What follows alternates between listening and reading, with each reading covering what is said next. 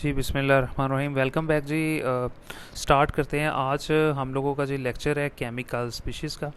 तो देखिए, सबसे पहले उसके अंदर हम लोगों ने मॉलिक्यूलर मास और फार्मूला मास ये सारा ऊपर क्वेश्चंस वगैरह कर लिए थे। तो सेल्फ असेसमेंट के बारे में मैंने आप लोगों को उस दिन भी बोला हुआ था कि मैं इकट्ठी इंशाल्लाह आपको करवाऊँगा, बुक कंप्लीट करवा दूँ आपकी। तो मेरा टारगेट ये है कि 1 मंथ के अंदर अंदर आपकी पूरी बुक को है ना कंप्लीट करवाना है इंशाल्लाह। तकरीबन 2 वीक्स हम लोगों को अभी हो गए हैं, 2 वीक से भी शायद कम टाइम हुआ है। तो इंशाल्लाह ताला, लेकिन मेरी पूरी कोशिश है कि आपका जल्दी से जो है ना कंप्लीट करवा दूँ। देखिए, सबसे पहले आज जो हम लोगों ने टॉपिक के बारे में पढ़ना है उसके अंदर मैं आपको एक बार ज़रा दोबारा बता दूं कि उसमें है कौन कौन सी चीज़ें। सबसे पहले जी उसके अंदर आयन के बारे में हम लोगों ने पढ़ना है। इसके अलावा जी हम लोगों ने, ठीक है, पॉजिटिव आयन क्या होते हैं, नेगेटिव आयन क्या होते हैं, ठीक है, और इसके अलावा जी मॉलिक्यूलर आयन क्या है और फ्री रेडिकल्स, ठीक है। तो इनके बारे में आज हम लोगों ने डिस्कस करना। बड़े मज़े के कॉन्सेप्ट्स हैं और दूसरा ये कि इम्पोर्टेंट भी है, तो इसलिए आप लोगों ने लाजमी इसको अच्छे से जो है ना अंडरस्टैंड करना है। और फिर दूसरी बात ये है कि अगर आप चैनल पे नए हैं तो लाजमी यार इसको सब्सक्राइब ज़रूर कीजिएगा। बड़ी मेहनत से बैठना पड़ता है, काम करना पड़ता है। तो अगर आप बदले में चैनल को सब्सक्राइब भी ना करें, मोटिवेशन भी ना हो और सपोर्ट भी ना करें और लिंक को भी शेयर ना करें, अपने दोस्तों वगैरह को भी ना बताएं, तो टोटल जाती है, याद रखना। बहरहाल चलें स्टार्ट करते हैं यार, खुश रहो। अच्छा यार, सबसे पहले देखो, मैं आपको एक स्टोरी बता देता हूँ। देखें, हर एटम जो है ना, हर एटम की ख्वाहिश है। जैसे आपकी ख्वाहिश, आपके पास गाड़ी हो, बंगला हो, ठीक है, नॉर्मली यही ख्वाहिश होती है। तो जो है, इतनी महंगाई में तो गाड़ी हो भी तो चलेगी कैसे, क्योंकि पेट्रोल ही बहुत महंगा है। तो बहरहाल इसी तरह ना एटम की भी कुछ ना कुछ ख्वाहिशात होती हैं।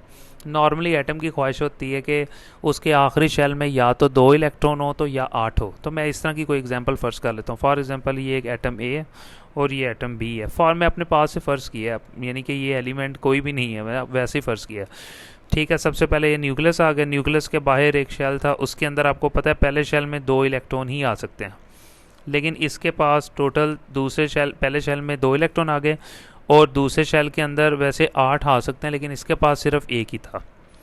लें जी, अगर इधर बी एटम की बात करें तो यहाँ पे इसका जो पहला शेल था उसके अंदर जी 2 इलेक्ट्रॉन पड़े हुए थे, और जो इसका ये वाला शेल था उसके अंदर टोटल जी 2, 4, 6 और 1, 7 पड़े हुए थे। अब इन दोनों की कुछ ख्वाहिशात हैं। इसकी कोशिश ये है कि मेरे इस आखिरी शेल में 8 हो जाएं, 2, 4, 6, 7 हैं। इसकी कोशिश ये है कि मेरे आखिरी शेल के अंदर 2 रह जाए। तो अब सिंपल सी बात है, क्या किया इसने, अपना एक इलेक्ट्रॉन ये उठाया और उठा के इसको दे दिया। अब जो ही यहाँ से एक इलेक्ट्रॉन इसके पास चला गया तो इसके यहाँ पे 8 पूरे हो जाएंगे। इसमें से जब इलेक्ट्रॉन गया तो ज़ाहिर है खाली शेल तो रहेगा नहीं, क्योंकि इलेक्ट्रॉन ख़त्म तो शेल भी यहाँ से ख़त्म, ये शेल भी ख़त्म, इलेक्ट्रॉन उधर चला गया, तो इसका आखिरी शेल फिर ये नहीं, ये होगा। और इसके आखिरी शेल में भी सिंपल सी बात है 2 इलेक्ट्रॉन पड़े होंगे, तो इसकी भी ख्वाहिश पूरी होगी और इसके भी 8 इलेक्ट्रॉन पूरे हो गए। तो समझ आ गई।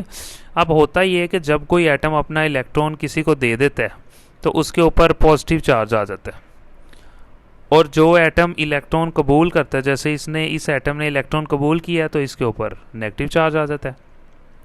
जब किसी एटम के ऊपर पॉजिटिव चार्ज आ जाता है तो इसे कहते हैं कैटाइन, और जब किसी एटम के ऊपर नेगेटिव चार्ज आ जाता है तो इसे कहते हैं एनाइन। ये कैटाइन है और ये एनाइन। आपसे पूछता है नॉर्मली कि कैटाइन कब बनता है, तो आप लिख सकते हो कि जब कोई एटम अपने वैलेंस शेल में से इलेक्ट्रॉन किसी को दे दे तो फिर उसके ऊपर जो है ना वो चार्ज आ जाता है, और वो कौन सा होता है, पॉजिटिव। और जब कोई एटम किसी दूसरे एटम से इलेक्ट्रॉन कबूल करे तो उसके ऊपर एक चार्ज आ जाता है जिसे कहते हैं नेगेटिव। तो इस तरह से जो है ना नेगेटिव आयन बनते हैं जिसका दूसरा नाम है एनाइन, और इसी तरह पॉजिटिव आयन बनते हैं जिसका दूसरा नाम है जी कैटाइन। आई होप आपको बड़े अच्छे से अंडरस्टैंड हो गया होगा। उसके बाद उसने एटम के बारे में बताया हुआ कि एटम क्या होता है। तो एटम, मैंने आपको आगे भी बताया कि एटम एक छोटा सा पार्टिकल होता है किसी भी एलिमेंट का। फॉर एग्जांपल, ये बड़ी डिटेल में मैंने बात की थी उस दिन भी कि फॉर एग्जांपल ये एक एलिमेंट है, लोहे का एक टुकड़ा मैंने लिया, ठीक है। तो ये लोहे का टुकड़ा देखें छोटे छोटे पार्टिकल से मिलकर बनता है, छोटे छोटे पार्टिकल हैं। तो ये भी एटम है, ये भी एटम है, ये भी एटम है। तो ये एटम एक स्मॉल पार्टिकल होता है जो कि आज़ाद होता है, और एटम पे कोई चार्ज नहीं होता। ये आप लोगों ने ज़हन में रखना है कि एटम के ऊपर ना पॉजिटिव चार्ज होता है ना नेगेटिव चार्ज होता है। चार्ज कब आता है, जब कोई एटम किसी दूसरे एटम को इलेक्ट्रॉन दे दे, या फिर कोई एक एटम दूसरे एटम से इलेक्ट्रॉन कबूल कर ले, अदरवाइज कोई चार्ज नहीं होता है, एटम न्यूट्रल होता है। ठीक है जी, ये भी आपको समझ आ गया।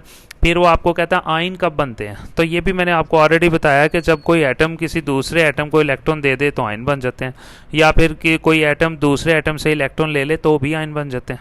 ठीक है, तो आयन एटम से ही बनते हैं। यानी कि क्या होता है कि नॉर्मली एटम होता है, तो एटम जब अपना इलेक्ट्रॉन किसी को दे देता है तो वो आयन बन जाता है। ठीक है, यानी एटम के अंदर से जब इलेक्ट्रॉन चला जाए तब भी आयन बनेगा, जब एटम में अंदर इलेक्ट्रॉन जमा हो जाए जैसे यहाँ ऊपर जमा हुआ है तब भी आयन बनता है। लेकिन जब जमा हो इसके अंदर, जैसे यहाँ इसमें जमा हुआ है आके इलेक्ट्रॉन, तो ये नेगेटिव आयन बनता है, और जब निकल जाए एटम में से तो वो पॉजिटिव आयन बनता है। ये आपको मैंने कॉन्सेप्ट दे दिए हैं।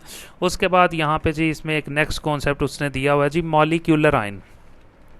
देखें, हमें एटम का तो पता चल गया, अब हम बात कर लेते हैं मॉलिक्यूल की। ये भी मैंने उस दिन की थी। एटम एक छोटा सा पार्टिकल है, जबकि मॉलिक्यूल क्या होता है, जब दो एटम या दो से ज़्यादा एटम, 3 4 5 10 जितने भी हैं, जब दो या दो से ज़्यादा एटम इकट्ठे हो जाएं तो वो मॉलिक्यूल बना देते हैं। अब ये भी मॉलिक्यूल है, ये भी मॉलिक्यूल है।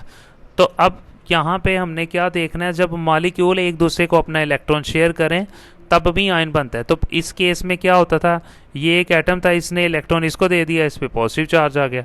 ये एटम था, इसने इलेक्ट्रॉन इससे कबूल कर लिया, इस पर नेगेटिव चार्ज आ गया। ये कैटाइन है, ये एनाइन है। तो मॉलिक्यूलर आयन कब बनता है, जब कोई मॉलिक्यूल अपना इलेक्ट्रॉन किसी दूसरे को दे दे, उसके ऊपर पॉजिटिव चार्ज आ जाता है। इस मॉलिक्यूल ने इससे इलेक्ट्रॉन कबूल किया तो इसके ऊपर नेगेटिव चार्ज आ गया। इस मॉलिक्यूल में देखें 2 एटम थे, इस मॉलिक्यूल में टोटल 3 एटम थे, तो इसके ऊपर जब पॉजिटिव चार्ज आया तो इसको हम कहेंगे कैट आयनिक मॉलिक्यूलर आयन। इसके ऊपर क्योंकि नेगेटिव चार्ज आया, इसको कहेंगे एन आयनिक मॉलिक्यूलर आयन।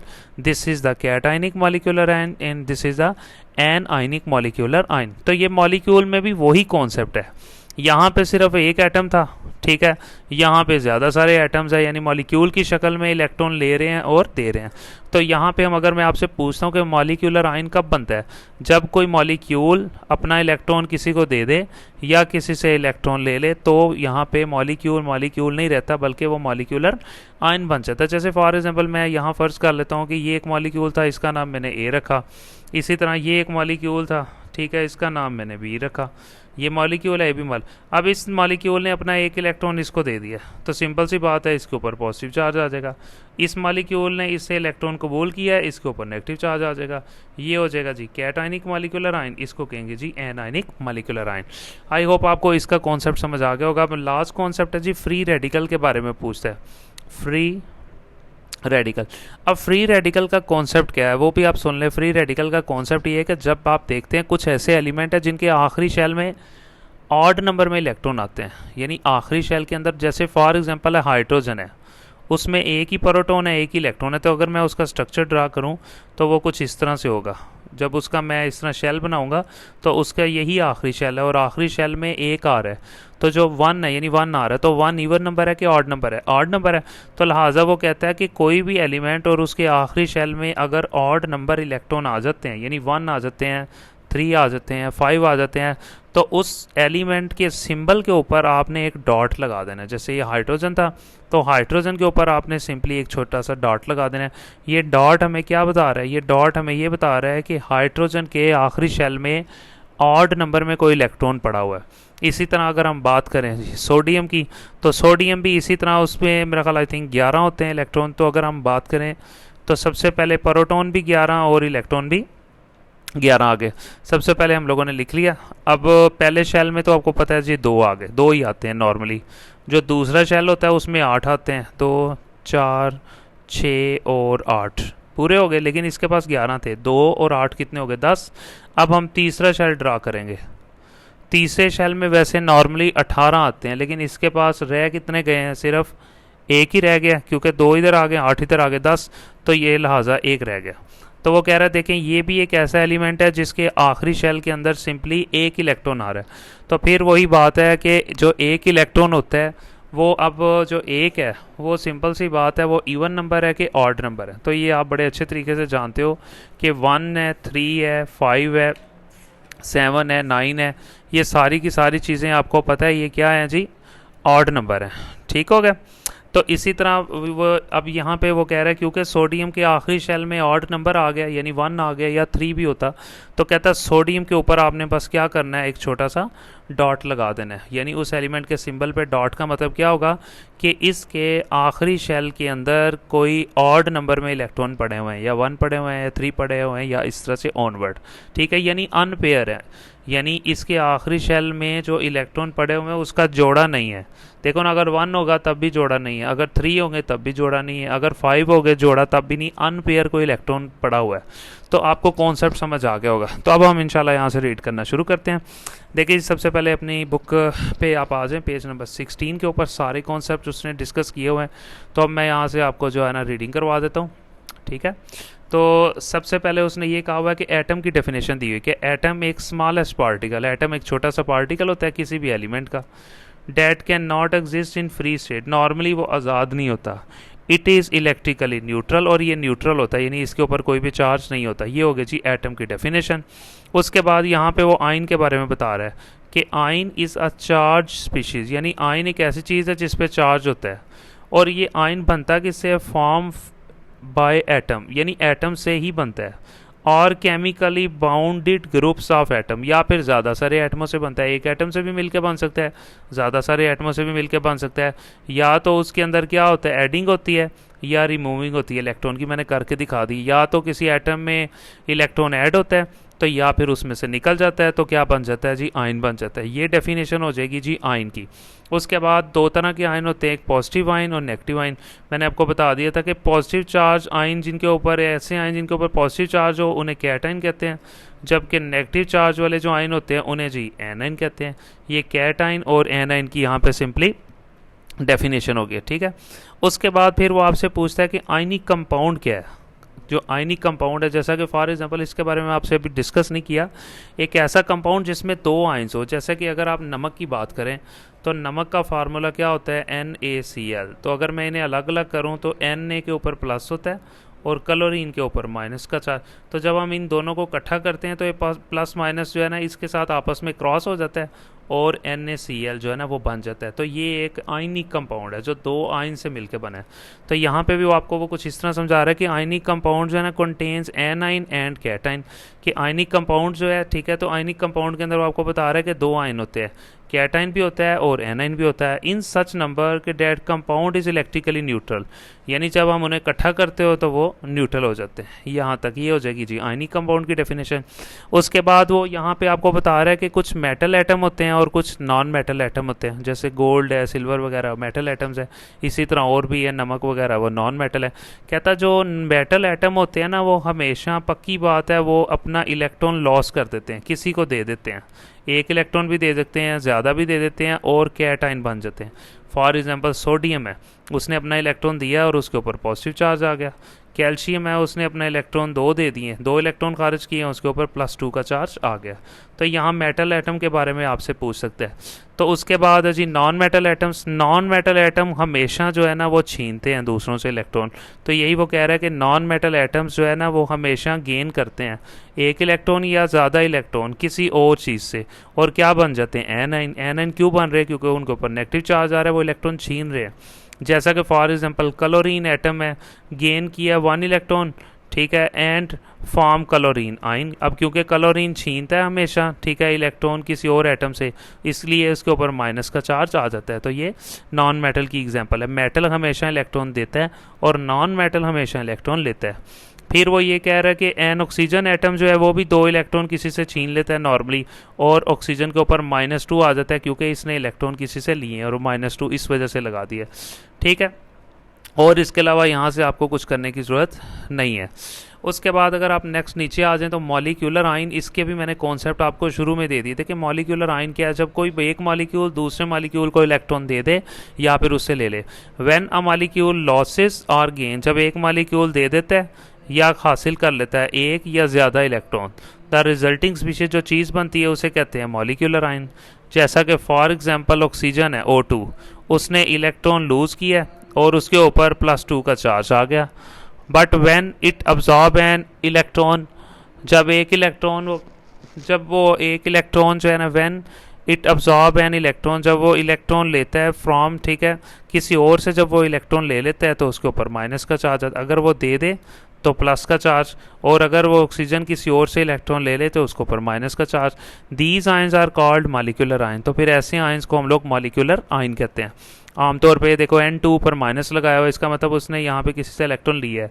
तो N2 यहाँ पे प्लस लगा है, इसका मतलब है यहाँ पे उसने इलेक्ट्रॉन किसी को दे दिया है। ठीक है, तो ये समझ आ गई हो कि आपको एग्जांपल फ्री रेडिकल का कॉन्सेप्ट वो भी मैंने आपको अच्छे से समझा दिया है कि फ्री रेडिकल जो है ना एटम ही होता है, बस क्या होता है कि अनपेयर्ड इलेक्ट्रॉन, यानी इलेक्ट्रॉन का जो है ना जोड़ा नहीं होता है, एक इलेक्ट्रॉन होता है या तीन होते हैं, पांच होते हैं, ठीक है। And bears no electrical charge, और उनके ऊपर कोई चार्ज नहीं आता।